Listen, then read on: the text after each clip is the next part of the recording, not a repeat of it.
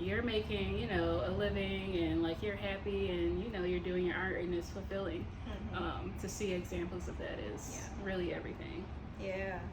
I think the other challenge was seeing myself have to navigate different versions of myself, obviously in the corporate world. Like we talk about this a lot, you have to put a mask on, or you can't necessarily wear what you want to wear, or you've got to like present a certain way. And I literally was jumping in and out of identities, I felt like, all day.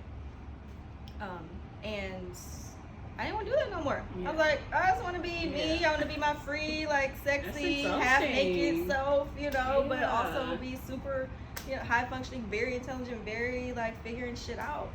I don't want to deal with any. I didn't want to deal with any hierarchy.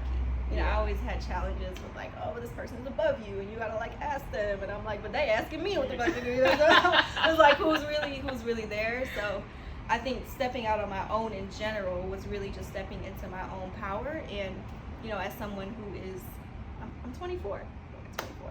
So I did not know that. I'm pretty young. So young. I know. It's my secret. I've been claiming it a lot more.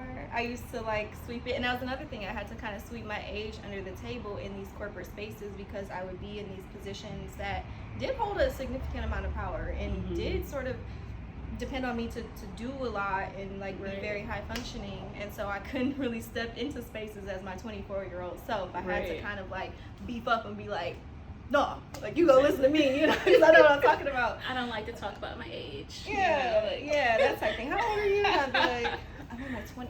Yeah, I'm in my late 20s. Late 20s. Yeah, but then I was like, you know what? I'm never gonna be 24 again. I want to just be 24. Right. And be doing what I'm doing. Yeah, because you can do both. Yeah. I feel like society pushes this narrative that you have to choose. Reminded me, when you're talking about switching from like my corporate identity to like my real life identity, and this whole back and forth, when it's like, you should never even have to choose. You should just be able to be you. You know what you're bringing to the table. They know that you're bringing quality work. Like, but yeah, I definitely understand you. Like, you still have to fit into like the system. And there's so many ways that makes you feel like, what impact am I having if I'm trying so hard just to fit in? Totally. Trying hard to fit in, and then finding very little room for creative and nuanced solutions. Like everybody's very attached to the status quo, especially when money is involved. When you're talking about what projects get funded and what projects don't, it's always about what looks good on paper, or who you feel like is going to be the most successful or the most reliable. And like for me, people just weren't connected enough to our folks in our communities to know how to, you need to change your measure of impact, and you need to like change what success looks like to you. Because if you're playing by the same rule book, it perpetuates the same inequities. So I just I was like, fuck all this, like everything y'all doing, I'm not throw it all away. Let me see what it feels like to really recreate kind of how I feel I'm supposed to show up in this world. Yeah.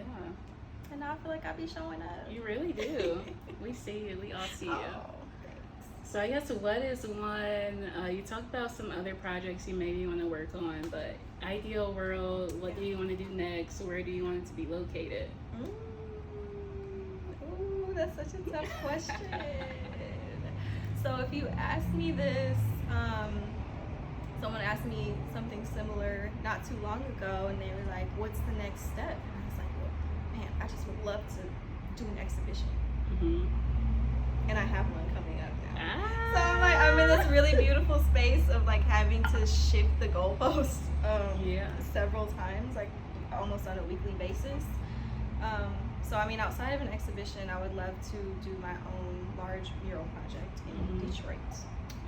I do have an application out. We'll see if I get accepted. Yes. This shit is rough out here. So I'm like, If they're smart, they'll accept you. I mean, I think so. But either way, we've already accepted you, you've accepted you. Like, yes, that's all. They can get with it, or, the price can go up next time. Next time you're interested, those are the options. Period. That's it. Like, yeah, aside from a mural, I just would love to really get a tight hold on my fashion design practice. Like, I want just a standard set of products. I want to like get all my sizing and everything together. Right now I feel like I'm just kind of like all over the place and just like ordering shit and not always having the right size. And I don't know. So I want to like really structure that side of the house. Okay. Yeah. Ooh, I'm ready for the new designs. Yeah. Like the 2-piece, is the 2-piece coming? It's coming. It's Are you gonna help me make it? Yes. Okay. Then Yes. it's coming. Then it's coming. I need the right sizing. Yes, we want all sizes. I need All everybody sizes. in that. Yes. So So everyone comfortable. can be sexy. Period. Everyone is sexy. Ooh. I think we need a little clink clink to that. Yes. What else? What else are you supposed to ask I me? know. I feel like now I'm just gonna ask random stuff, which is okay. That's fine. So what's like a typical day for you? You know, I really don't have a typical day, but I do like to start every day by just going outside. Okay. I literally just wake up, put on my robe. If I have coffee, I make it, and then I just go sit outside. I just sit there. Sometimes I post, like that's kind of my content time too, where I'm like figuring out what's going on Instagram. But yeah, I spend my mornings outside. I do not, if I do get on my computer for the day, I do not get on until like 11. Okay. I set that boundary pretty hard. Like I'm not about to hop out the bed and hop on my laptop. Right. No. That's tough. Yeah. That's an accomplishment in itself. Yeah. To be so disciplined. Yeah, I miss a lot of emails. I miss meetings every now and then. Now I know not to schedule meetings until after like 2 p.m., you know, because I'm like doing other stuff with the beginning of my day. So I think more than anything, I'm just grateful to be able to react to my day, how it reacts to me. And not being like, oh, I got to jump on at 9 and I'm not going to be up till 5 and I got all this structure. But I wake up and I'm like, what's today feeling like? What's going on? What do I have to do? And this is coming from a person who had a like ridiculous, oh my god, I should like bring my planners for show and tell. Like my planners. I would really like to see, because it just sounds like fake news. In the best way though. I know, it's so wild. I had everything structured. Like I was up on Saturday at 9 a.m. in the library, like doing my thing. But yeah, no, I give myself my space during my days. Sometimes I hop over to a coffee shop to do work. Sometimes I come over here to hang out or get my outfit for the night. And then the other half of what I do, people see me out at parties a lot. Are you doing like promo? Like what's happening? How did we get on this India energy dance hall machine vibe? That's such a great question. I know, because I did not go out in college at all. And everybody that sees me now, they're like, where are you from? Like, where'd you come from? I'm like, I've just been in the shadows. I've just been hiding in the closet. No pun intended. But no, I met some of my best friends about, must be 2 years ago now.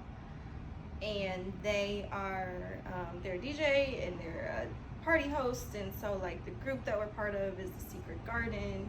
And they started as just a party, right? Like just throwing this party. It started with nobody coming. I was not there very early on. I just kind of jumped on board. But the Secret Garden has grown from a party to more of a creative community where we really just support each other in what we're doing. So these were the folks that I first saw really living this free life where they're genuinely happy. Like I feel like these are genuinely happy people. I think for a long time I felt like I've been around people who sort of really fight or battle with happiness and sort of like try to grasp it and you know, but these are people who literally live a free and happy life. And I just was like, what's that all about? Y'all doing fine? Y'all okay? Y'all sign me up. Like, sign me up, right? Sign me up. So for the Secret Garden has grown like into all of these things, and what I do for them now is we've started to work with community development organizations to do their marketing and promos and just getting more young people involved in that kind of world. So I do a lot of like the just contract management and emails and all the like technical stuff where it's like when you're creative and you're moving around all the time, you're not really thinking about that. So I ground it. I build some language around it, or do some like writing and like, you know, how do you communicate? You throwing parties and you getting all like crazy drunk and do whatever on the weekend. How do you really? But these are like dope ass, serious ass like people who can do real work, and so there's just language that needs to be built around that, and I work on that, kind of like legitimizing like, we have fun, but you want to work with us on some other shit too. Yeah. Wow, Yeah. professional So day. You just do it all. So now we need to know the sun, moon, rising. Oh. Because we need to make sense of everything that we've heard. Oh, it's so funny. I do not present as my sun, at least in this hat that I wear now. People always guess wrong, but I'm a Capricorn through and through. Capricorn sun and Capricorn rising, and then my moon is in Virgo. So I'm earthy as fuck. I'm grounded as fuck. That also helped my understanding of why I need to feel tangible impact, or why I need to like see, because I'm an earth sign, and that matters. You know, like, just, it's not, you shouldn't feel bad that you're not compatible with a certain way of life or a certain whatever, but really learning my astrology helped me learn myself.